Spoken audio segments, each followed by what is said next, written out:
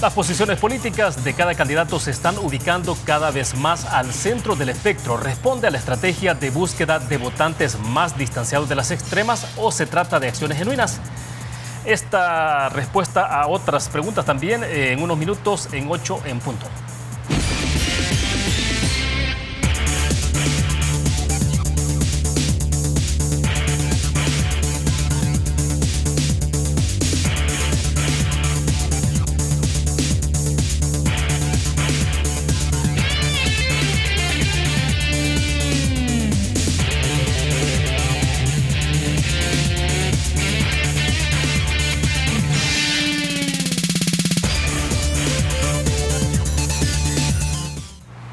Este es el momento de todo. Banco Agrícola nos hace un llamado a la reflexión, a que nos demos cuenta que este es el momento de hacer que las cosas sucedan, de superar adversidades y sobrepasar límites. Es nuestro momento de construir un mejor país todos. Es un gusto que nos acompañe en 8 en punto en Canal 33. Esta noche nos acompaña en nuestros estudios acá, totalmente en vivo, Hugo Martínez, candidato a la presidencia por el Partido de Izquierda frente a Farabundo Martí para la Liberación Nacional. Candidato, qué gusto que nos acompañe. Bienvenido. Gusto. El gusto es mío. Muy buenas noches a ti, William, y a los amigos y amigas que nos sintonizan a esta hora. Bueno, perfecto. Candidato, los partidos principales prácticamente han definido ya, prácticamente están definiendo sus fórmulas presidenciales, ¿no? Carlos Calleja prácticamente está a las puertas de tener su compañera de fórmula y esto sería a través del caso de Carmen Aída Lazo, quien está, este fin de semana, por cierto, estaría siendo ratificada al interior del PCN. Pero evidentemente se trata de ciertos movimientos que están haciendo los partidos políticos y en el caso del Partido Arena, desde luego uno piensa que la fórmula se integró en la medida en que eso les permite establecer una especie de puente también, ¿no? Entonces Carmen Aída Lazo llega por el lado de el Partido de Conciliación, Concertación Nacional y también por el PDC. Pero bueno, se incorpora entonces prácticamente estamos a las puertas de tener fórmula presidencial en el caso del principal partido de oposición. El FMLN también ya tiene lo suyo, ¿no? Usted ya tiene compañera de fórmula en el caso de Karina Sosa. Sí. Esta semana conocimos algunas declaraciones suyas en el marco del análisis que había sobre cómo se puede preparar cada partido para poder hacer posibles coaliciones. Y entonces se hablaba de declaraciones que usted dio sobre el caso particular de Karina Sosa. La pregunta puntual es, en el caso de Karina Sosa y en el contexto de una eventual coalición a futuro, la candidata a la vicepresidencia, que es el complemento de su fórmula, en un momento determinado podría ser una especie de comodín o incluso algunos decían descartable, que me parece que es un término un poco quizás peyorativo, pero en todo caso ahuecar en un momento determinado. No, bajo ninguna circunstancia, al contrario, la candidatura de Karina se está consolidando ya no solamente al interior del partido, gracias a las primarias donde fue ratificada, sino también se está consolidando hacia afuera. Y esa es la virtud de este proceso de diálogo que estamos llevando con diferentes sectores, en el sentido de que nuestros principales aliados nos han manifestado que se sentirían representados perfectamente por una fórmula donde está conformada por Hugo Martínez para la presidencia y Karina Sosa para la vicepresidencia. Estamos hablando de las alianzas con los sectores, estamos hablando de las alianzas con algunas personalidades y estamos hablando también de que desafortunadamente por el mismo proceso de fechas que establece el Tribunal Supremo Electoral ya se están venciendo las posibilidades de una coalición. Entonces, en la medida que esas posibilidades de coalición se están venciendo, en esa misma medida ya se ha consolidado prácticamente la candidatura de Karina Sosa como mi compañera de fórmula, no solo al interior del FMLN, sino también porque es capaz de atraer sectores que son sectores de fuera del FMLN. Entonces, en ese contexto estamos. Sabemos que si hubiera una candidatura de una coalición, que era el otro escenario, pues se podría inscribir por otro partido, pero básicamente las opciones de los partidos se han ido también disminuyendo y nosotros hemos optado principalmente por una alianza con sectores de algunos partidos, con sectores de los movimientos sociales, con sectores académicos, con sectores intelectuales. Y en esas conversaciones que hemos ido teniendo, la mayoría de ellos nos han manifestado que se sienten cómodos con una candidatura de Karina Sosa a la vicepresidencia. ¿Por qué? Porque Karina, igual que en mi caso, proyecta mucho más allá del FMLN. y tiene mucho más respaldo también en otros sectores de fuera del FMLN. Estamos hablando entonces de una fórmula que no solo está planteada hacia lo interno de nuestro partido, sino que está planteada también hacia tender puentes con sectores importantes de nuestra sociedad. A ver, pero ¿y esto podría ocurrir a pesar de que usted y Karina son militantes, son orgánicos del FMLN? ¿Cuál es la característica o cómo se pueden ofrecer ustedes, digamos, a sectores? Usted dice alianzas, por ejemplo, con partidos, con sectores de partidos políticos. Sí, exactamente. Cuando dice alianzas con sectores de partidos, ¿significa que entonces no se está haciendo por la vía institucional eso? Bueno, ¿de qué manera? Se está teniendo diálogos a todo nivel, pero yo no creo en las alianzas de las cúpulas, yo creo en las alianzas de las estructuras de los partidos. Y en ese sentido se está dedicando mucha energía también a esa situación. Y no sería la primera vez que el FMLN lleva una fórmula con 2 militantes del FMLN, pero con respaldo de aliados. Incluso la fórmula presidencial que gobierna ahora mismo tuvo el respaldo de otros partidos políticos, aunque los 2 candidatos, tanto Salvador Sánchez Serén como Óscar Ortiz, eran militantes del FMLN y con un perfil, digamos, para ser concreto, diferente al perfil que Karina y yo tenemos, ¿verdad? Somos 2 personas que ya venimos de incorporarnos en un momento diferente al FMLN, somos 2 personas que hemos venido trabajando muchos puentes hacia afuera del FMLN, con salvadoreños en el exterior, etcétera, y por lo tanto es muy factible que una fórmula que además es genéricamente mixta se pueda proyectar ya como la fórmula definitiva para la competencia electoral en 2019. ¿Usted no cree que la fórmula que se ha integrado entonces pueda verse desde fuera, desde otros sectores que no son del FMLN desde luego, y con ustedes y con los que ustedes tienen interés en hacer esas alianzas, les puedan ver como una fórmula demasiado rígida, demasiado dura que es dentro del partido? No, al contrario, desde que se anunció el resultado de la ratificación de Karina el domingo por la noche, yo no he parado de recibir llamadas de diferentes sectores, de diferentes aliados, diciéndonos, mira, esta es una fórmula que le da frescura a la propuesta del FMLN, nos gusta la propuesta de Karina para la vicepresidencia, nos gusta que sean 2 personas jóvenes, nos gusta que sean 2 personas que no están ubicadas en los sectores extremos y que, por lo tanto, nosotros estamos dispuestos a acompañar esa fórmula presidencial. Esas son las muestras de respaldo que yo he recibido en las últimas 48 horas a la decisión de que sea Karina Sosa mi compañera de fórmula. Y veremos la articulación de ciertos movimientos, por ejemplo, ¿podemos ver una especie de réplica de movimientos de amigos de Hugo Martínez o no? Pues no me gusta ese ejemplo. Creo que van a ir surgiendo movimientos alrededor de Hugo presidente, Hugo y Karina la fórmula ganadora, Hugo y Karina la fórmula integral, etcétera. Son como adhesiones espontáneas que hemos ido recibiendo y que al mismo tiempo estoy convencido que se van a ir convirtiendo en una especie de movimiento de respaldo tanto a la candidatura de mi persona como a la candidatura de Karina para la vicepresidencia. Ahora bien, Hugo, para ganar la elección presidencial, más o menos se está estilando la posibilidad de que se necesiten 1.4 millones de votos. El FMLN obviamente no es la comparación más feliz, digamos, porque la elección para diputados y alcaldes tiene una naturaleza distinta que de la presidencial. Sin embargo, sí es importante, digamos, ustedes parten del 4 de marzo con una situación bastante compleja en términos del número de votos que obtuvieron y del número de diputados, desde luego, ¿no? Y alcaldías.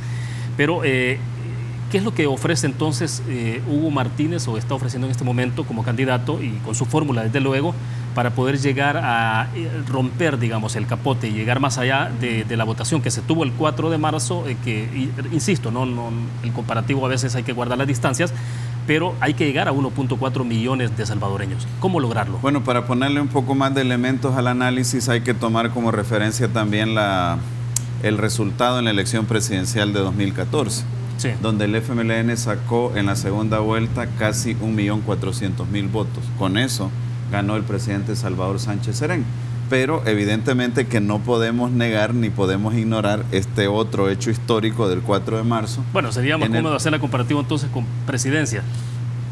pues comparar presidencias con presidencias, pero sin ignorar que hubo una elección legislativa donde el FMLN tuvo uno de los más grandes reveses en su participación política desde la firma de los acuerdos de paz. Entonces, tomando en cuenta esas dos circunstancias, lo que sí es claro es que es lo que tú dices. Tenemos que andar entre 1.400.000, 1.500.000 e incluso 1.600.000, dependiendo de cuál sea la afluencia de votación. Claro. Entonces, la clave para la victoria es conseguir ese número mágico, esa cantidad de votos. Y nosotros ya tenemos una estrategia que la hemos definido con nuestra estructura de campaña. Es una estrategia que estoy tratando de que se apropien nuestras estructuras departamentales. Por ejemplo, ayer estuve en San Miguel. Por cierto, no solo con las estructuras departamentales, pero una de las reuniones fue para eso, para que nuestra estructura de San Miguel se apropiara de la estrategia. Ahora mismo vengo llegando de San Vicente. De igual manera, una reunión con la estructura del FMLN en San Vicente para que se apropiara de la estrategia. Ya la tuve con San Salvador y así sucesivamente. ¿Cuál es? Yo siempre he dicho que yo no tengo secretos, los únicos secretos son los de estrategia, pero es evidente que es necesario ir a la búsqueda de esos votantes indecisos o de esos votantes que no están en este momento decididos ya a votar por un determinado partido político y que siguen siendo, si uno lo quisiera reducir a una mínima expresión o a un resumen, ¿verdad? Esta tendencia siguen andando entre un tercio, o sea, un 33% y un 40% de personas que aún no tienen una decisión definitiva por quién votar en las presidenciales de 2019.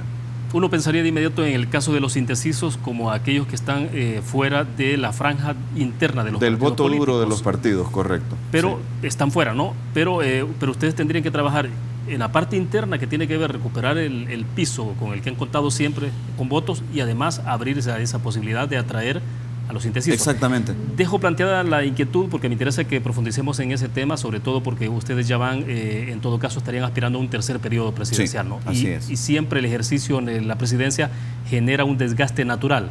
Entonces, bueno, vamos a una pequeña pausa, regresamos con más. Banco Promérica cuenta con la garantía de rapidez en todas sus cajas, donde te atienden en 20 minutos o menos. Continuamos en 8 en punto. Hugo Martínez, candidato presidencial del partido en el gobierno FMLN, está con nosotros en nuestros estudios.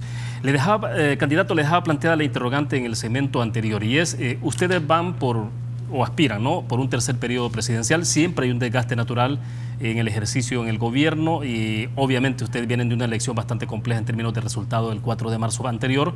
Pero entonces, ¿cuál es la idea, cuál es la propuesta que está desarrollando Hugo Martínez entonces para tratar de atraer a esos votantes? Decíamos entonces, una parte es el segmento de votantes del indeciso y el otro es cómo recuperar el caudal de votos que el FMLN, del voto duro, si lo podemos llamar en esos términos. Bueno, yo tengo un planteamiento muy central y al mismo tiempo muy general que luego se aterriza.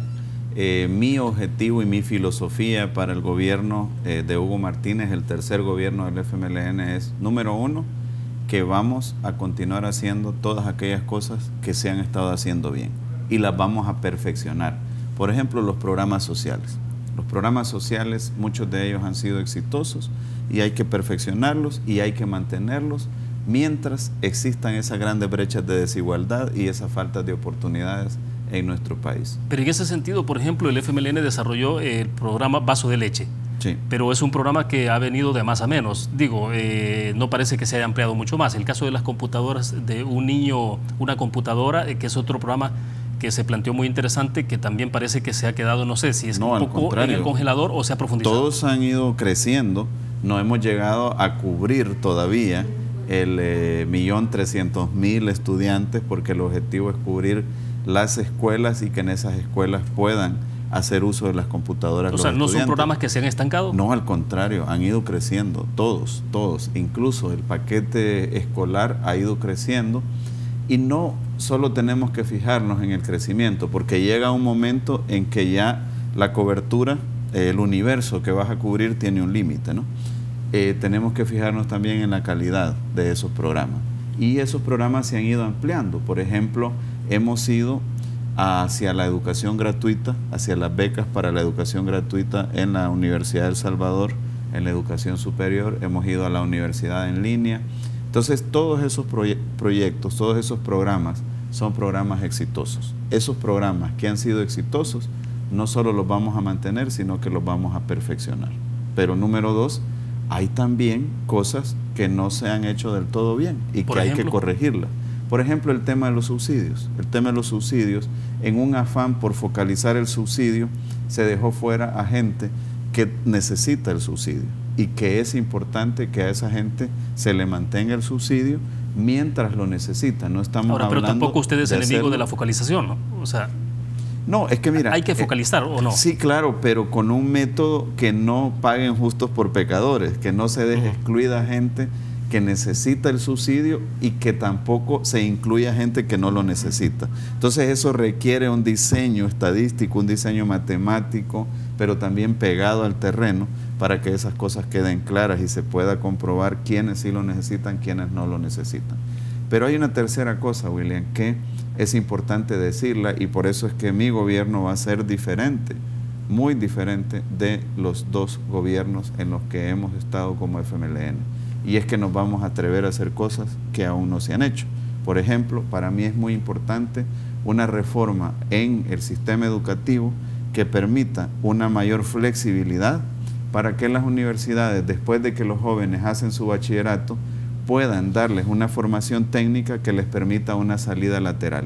Esa formación técnica, esos cursos técnicos, después deberían ser acumulables en una carrera de mayor plazo. Pero ¿qué está pasando en este momento? La mayoría de jóvenes me dicen, mira Hugo, me piden que estudie una carrera universitaria.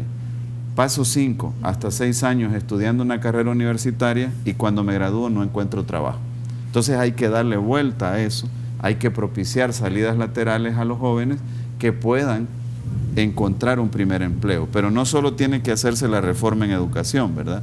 Tiene que hacerse también el concepto, que lo voy a explicar más adelante si tengo el espacio, de los polos de desarrollo departamental. Yo no estoy hablando que los jóvenes tengan que venir a San Salvador a estudiar, estoy hablando que las universidades tienen que acercarse a los territorios y que, por ejemplo, ayer hablábamos en San Miguel tiene 3 potenciales, pueden ser más, pero tiene el potencial del comercio, la agricultura y el turismo.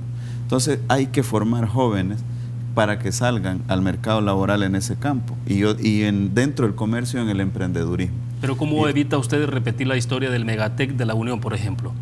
Bueno, que se creó el Megatec, se crearon, hay ahí jóvenes preparados, precisamente porque se suponía que eso se iba a enganchar con el desarrollo del puerto de la Unión, y entonces iba a haber demanda de cierta mano de obra calificada. Y que el Megatec eso va a ocurrir, quizás en el Megatec se adelantaron, pero eso va a ocurrir ahora con todo el concepto de la zona económica especial y todos los inversionistas que están queriendo invertir en la Unión bajo ese concepto de la zona económica especial. ¿Y su propuesta va a ir vinculada entonces a la zona económica especial? No solamente a ese proyecto, porque para mí la zona económica especial no es nada más que un megapolo de desarrollo en la zona del Golfo de Fonseca, pero tenemos que ofrecerle un polo de desarrollo a la gente de Cabañas, a la gente de Cuscatlán y a varios departamentos. Vengo de San Vicente, un departamento que tiene en una de sus partes el Valle Jiboa, y ahí hay un gran potencial de producción agrícola. Pero si nosotros no apoyamos a nuestros agricultores en el procesamiento, conservación, empaque y comercialización de los alimentos, ellos siempre van a seguir teniendo el problema que compran caros los insumos y venden baratos sus productos. Entonces la idea es preparar jóvenes para que puedan entrar a apoyar a estos agricultores como técnicos, y ahí tenemos que hacer un giro en el sistema educativo. Y otra cosa que nos tenemos que atrever a hacer y que se debió haber hecho desde antes es una cosa que no es más que se cumpla la ley. ¿En qué sentido? En este país todavía sigue habiendo alrededor del 40% de evasión de impuestos, de evasión y elusión fiscal. Pero bueno, el FMLN tiene ya 2 administraciones. Por eso, a eso me refería, que nos vamos a atrever a hacer cosas que no se habían hecho por X o Y razón. Ahí no me va a temblar el pulso a mí para garantizar que esas empresas o personas o instituciones que están tratando de jugar la vuelta para no pagar los impuestos que por ley tienen que pagar, los paguen. Óigase bien, no estoy hablando de nuevos impuestos, no estoy hablando de una persecución, estoy hablando únicamente de que se cumpla la ley. ¿Y para esto no implica hacer reformas de ley para nada? ¿Es con lo que ya se tiene? Es con lo que ya se tiene. Mira, hay mucha gente que me dice, ¿cómo es posible que a mí, si tengo un crédito o tengo una tarjeta y me tardo unos cuantos días, ya me andan buscando para que pague, etcétera, etcétera? Pues algo así se tiene que hacer para que los que tienen que pagar, paguen. Pero entonces lo que no hay o no ha habido es voluntad. Pues no sé si es solamente un problema de voluntad, sino también un problema de infraestructura y de decisión política, porque, William, hay sectores que se resisten a cumplir la ley, fíjate. ¿Qué tipo de sectores? Pues, ¿quiénes son? Hay varias empresas, que no quiero decir que es la mayoría, sino la minoría, que se resisten a cumplir la ley. Si es que no se les va a pedir otra cosa que no sea cumplir la ley. Incluso si las leyes están ambiguas o están injustas, entonces que las revisen los diputados. Pero yo lo que voy a hacer es que si alguien tiene por ley que pagar un impuesto, que lo pague, que no está fuera de la ley. Porque cuestionamos cuando hay otro tipo de delitos, pero ese también, William, es un delito y se debe de hacer que se cumpla la ley. Perfecto. Tengo que hacer otra pausa comercial. Me interesa que avancemos en la conversación, candidato, porque tenemos el otro tema que me gustaría escuchar su opinión sobre el proceso de elección de magistrados de Sala de lo Constitucional, un poco cómo lo está planteando usted, cómo lo ve, qué le recomendaría a su partido, y que hablemos más adelante también sobre un poco del tema de política exterior, el caso de Nicaragua, Venezuela, Estados Unidos. Vamos a una pequeña pausa, regresamos con más.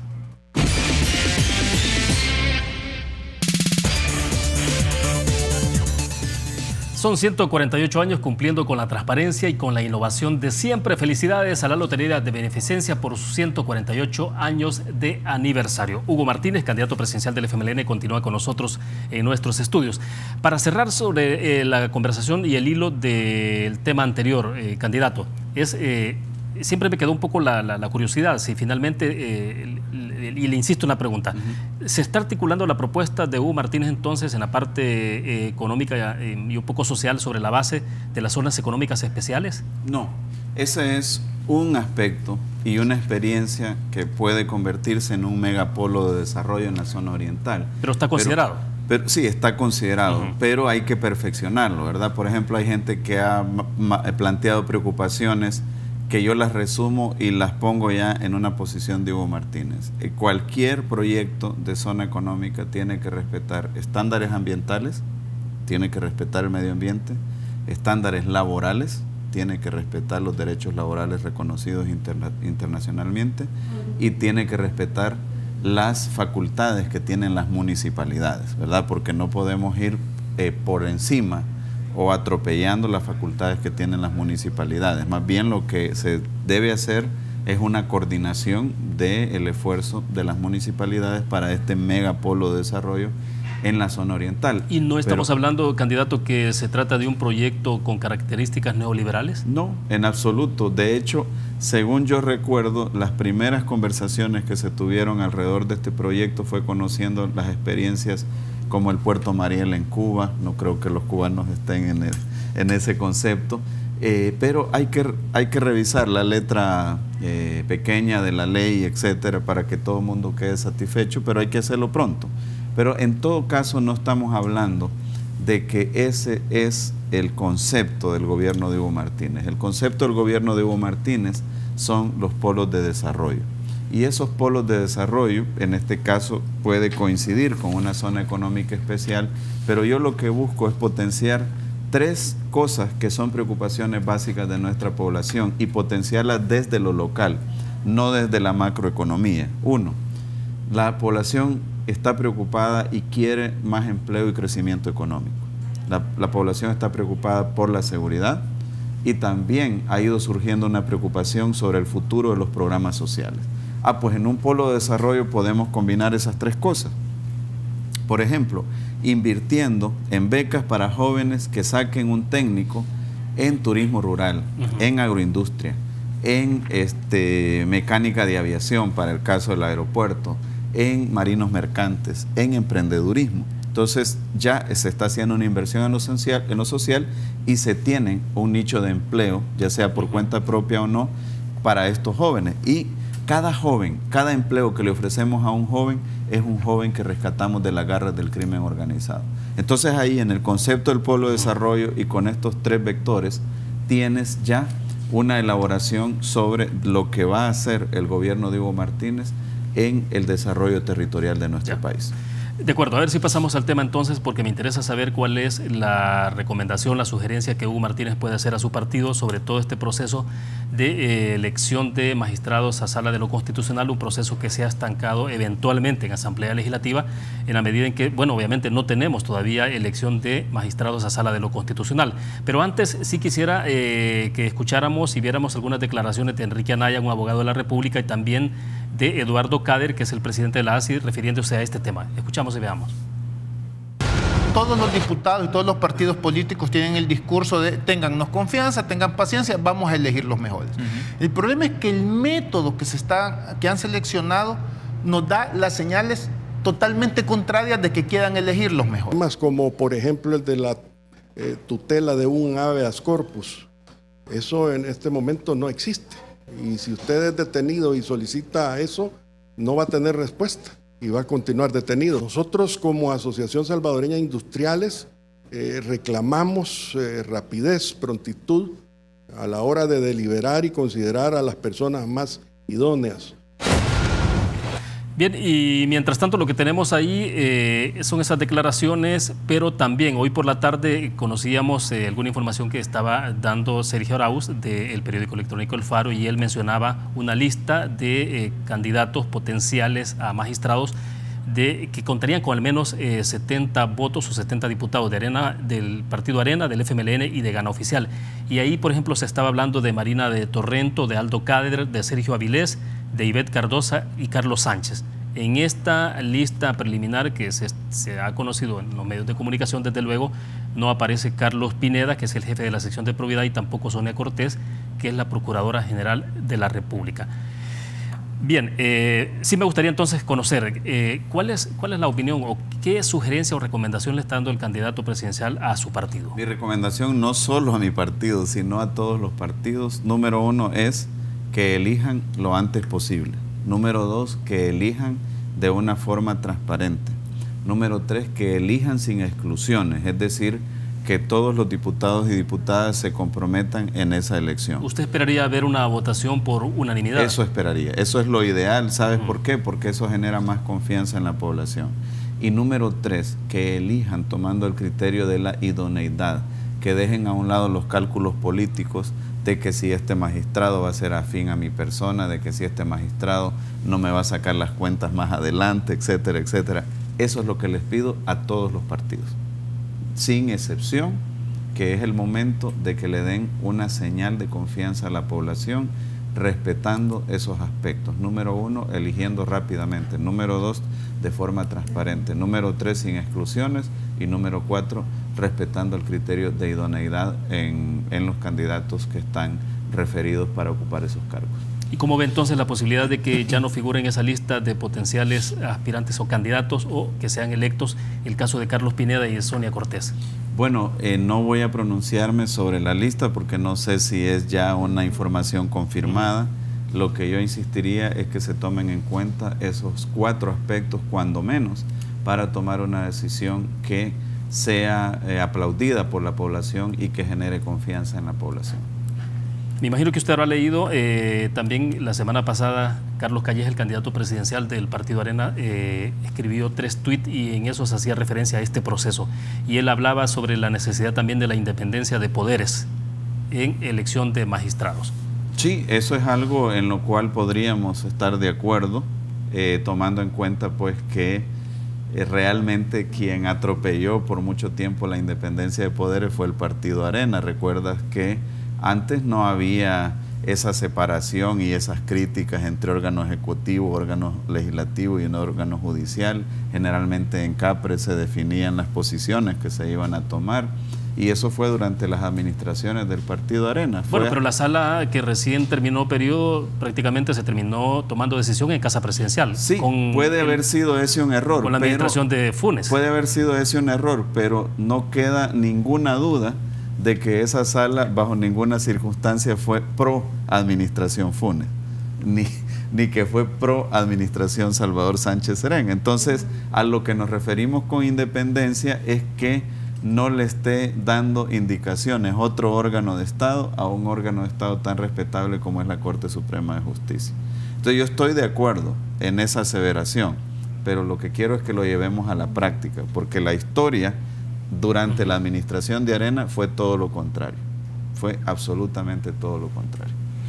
Pero todo lo que ocurrió alrededor de la pasada sala de lo constitucional con el decreto 743 y el tarimazo que se dio en aquel momento, o sea, ¿cómo queda? Al final, bueno, habían diputados del FMLN participando en ese... Pues bueno, son cosas que se tienen que revisar. Yo estoy en pro de la independencia de los órganos de Estado.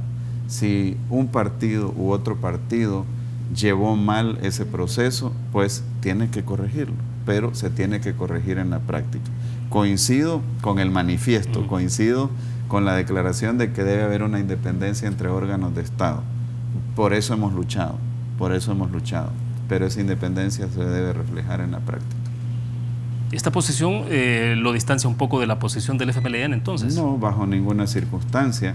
No sé en qué momento nos perdimos, pero el FMLN siempre fue un partido, nos perdimos en la interpretación, quiero decir, pero el FMLN siempre fue un partido que exigió y pidió una independencia de órganos de Estado. ¿Debe rectificar el rumbo el FMLN? Fue producto... ¿En ese punto?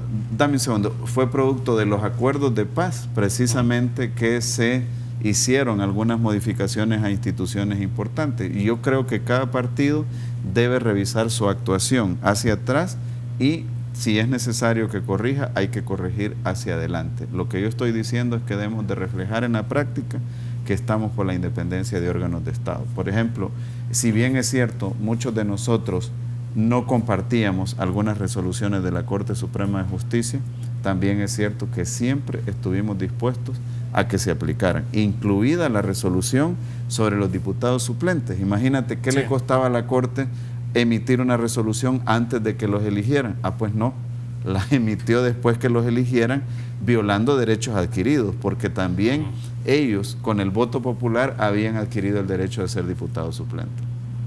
Perfecto, nos quedamos en el punto, hacemos la última pausa comercial, volvemos con 8 en punto.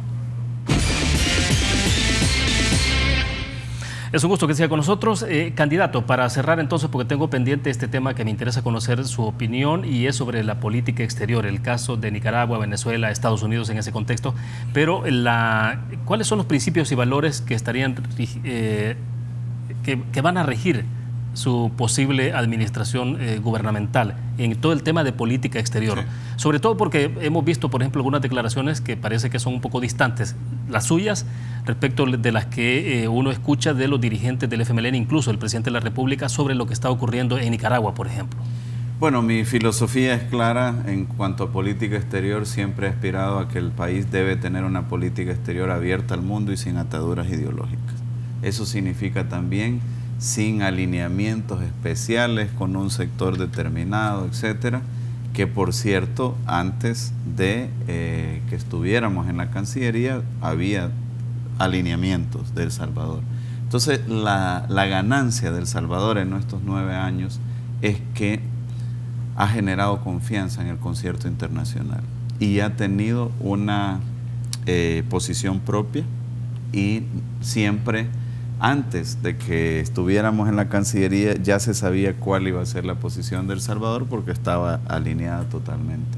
En todo este periodo siempre se nos consultaba incluso y se nos tenía como referentes respecto a posiciones internacionales por parte de otros países, y eso a pesar de ser un país pequeño. Entonces yo creo que El Salvador ha ganado mucho con una posición de mantenerse al margen, en el sentido pues de no hacer bloques ideológicos, sino más bien hacer los bloques geográficos que naturalmente surgen. Pero no es eso, perdón, lo que ha estado haciendo el partido en el gobierno en este momento, en el caso de Nicaragua, por ejemplo. No, bueno, podemos hablar de una declaración en particular, pero eso no significa, por ejemplo, de que no existan buenas relaciones con Estados Unidos. Por ejemplo, la embajadora de los Estados Unidos publicó un tuit ahora reconociendo que gracias al plan El Salvador Seguro y la Alianza para la Prosperidad en el Triángulo Norte, como la hemos ejecutado en El Salvador, es el país que ha logrado una mayor disminución en las migraciones hacia los Estados Unidos. ¿Eso implicaría entonces que no ha habido distanciamiento de El Salvador con Estados Unidos por asumir posiciones contrarias con el caso de Eso implicaría de Nicaragua? Que mi posición es que El Salvador debe tener buenas relaciones con todos los países del mundo. Y otro factor que yo siempre tuve como característica y propugno que ese factor sea una característica de la política exterior es la política de no sorpresas. Por ejemplo, ¿qué sería eso? Cuando firmé el restablecimiento de relaciones diplomáticas con Cuba, pues yo ya le había anunciado a nuestros socios internacionales que íbamos a proceder a dar ese paso. Y aquí tuvimos en el mismo salón, con una diferencia de 1 hora, primero al vicepresidente de Cuba y el viceministro de Exteriores de Cuba firmando el restablecimiento de relaciones diplomáticas con Cuba, y 1 hora después a la secretaria Clinton dando una declaración conjunta con el presidente Funes. Entonces, cuando los periodistas le preguntaron a la secretaria Clinton, ella dijo, miren, esa es una decisión de El Salvador, ¿pero por qué? Porque ya ellos sabían que nosotros habíamos tomado la decisión de restablecer las relaciones diplomáticas con Cuba. Entonces, a eso me refiero con una política de no sorpresas. Hablar directamente con nuestros socios y no que nuestros socios se enteren por las noticias de X o Y decisión que hemos tomado. ¿Qué le recomendaría entonces al gobierno del FMLN, a su gobierno, por ejemplo, cómo abordar el tema de Nicaragua? Sobre todo porque de algunos sectores se le ha estado exigiendo al FMLN un pronunciamiento en contra de Daniel Ortega por violación a derechos humanos. Bueno, fíjate que durante los 9 años que yo estuve en la Cancillería siempre dije que dejaran al gobierno y a las 2 instancias que por constitución deben decidir que definieran su política exterior, que es la presidencia y el ministro de Relaciones Exteriores. Pero yo lo que te voy a compartir es mi posición. Mi posición sobre el caso de Nicaragua y sobre otros casos en otros países del mundo es, número 1, que estoy en contra de la violencia, venga de donde venga. Y que los actos de violencia son condenables, vengan de donde vengan. Número 2, que como país y como persona que conozco que salimos de un conflicto armado por la vía del diálogo y la negociación, creo en el diálogo y la negociación. Y que los problemas que tienen los nicaragüenses, que tuvieron en su momento los hondureños, que tienen otros países, los deben resolver por la vía del diálogo y la negociación entre ellos. Pero eventualmente la negociación en Nicaragua ha fracasado. La iglesia, por ejemplo, hay ha que sido seguir intentando. ¿Cuántas veces, cuántas rondas de diálogo y negociación no fracasaron aquí en el país? Y mira, logramos un acuerdo de paz. E incluso los nicaragüenses deben de ponerse de acuerdo no solo cómo poner fin a la crisis, sino, por ejemplo, creando una comisión que investigue estos asesinatos que han ocurrido en estas expresiones de violencia y que se deduzca responsabilidades y se castigue a los culpables. Así que mi posición son 3 cosas. Número 1, que condeno la violencia venga de donde venga. Número 2, que siempre es importante insistir en el diálogo y la negociación. Y número 3, que se debe, en la medida de lo posible, buscar una investigación que deduzca responsabilidades de quienes fueron los que ejecutaron esos hechos y que se castigue a los culpables. Para cerrar, la embajadora de los Estados Unidos ha advertido la preocupación de su gobierno en torno a la influencia militar y económica de República Popular China en El Salvador a través del puerto de la Unión. ¿Cómo debería observarse esto? Bueno, esa es una expresión desde el punto de vista de los Estados Unidos. Lo que ocurre en El Salvador y las decisiones que se toman en El Salvador, pues las deben de tomar los salvadoreños y salvadoreñas. Y fíjate qué interesante, hace algunos meses incluso, ya no digamos años, nadie daba un 5 por el puerto de la Unión y el Golfo de Fonseca. Y ahora hay empresas asiáticas, incluidas empresas chinas, por supuesto, americanas, europeas, etcétera, que están interesadas en invertir en el puerto de la Unión. ¿Cuál era la principal queja de los sectores económicos en este país? Es que ahí tenemos el puerto, pero no se hace nada. Pues ahora que se está abriendo la posibilidad de que vengan inversiones, que siempre se habrá un proceso transparente, ¿no? Y se debe hacer un proceso transparente de a quién se le asignan esas inversiones a través de un proceso transparente. Pues han surgido intereses en todas partes del mundo. Y qué bueno, pero yo creo que El Salvador tiene sus propios procedimientos, sus propias leyes y su propia soberanía para tomar esta decisión claramente entre los salvadoreños. Es como que si le fuéramos a decir nosotros a los cubanos o a los mismos norteamericanos quiénes deben invertir y quiénes no deben invertir en su país, o si deben de tener buenas relaciones con China o una guerra comercial con China, etcétera, etcétera. Se nos agotó el tiempo. Gracias, candidato, por estar con nosotros esta noche. Con mucho gusto. Muy amable. Lo esperamos en la próxima y ojalá que nos acompañe con la fórmula presidencial. Claro entonces que sí. Completa. Le vamos a decir a Karina para que en una próxima estemos juntos. Perfecto. Terminamos de esta forma, 8 en punto. Gracias a ustedes que nos acompañaron. Nos vemos mañana, desde luego, a las 8 en punto. Buenas noches.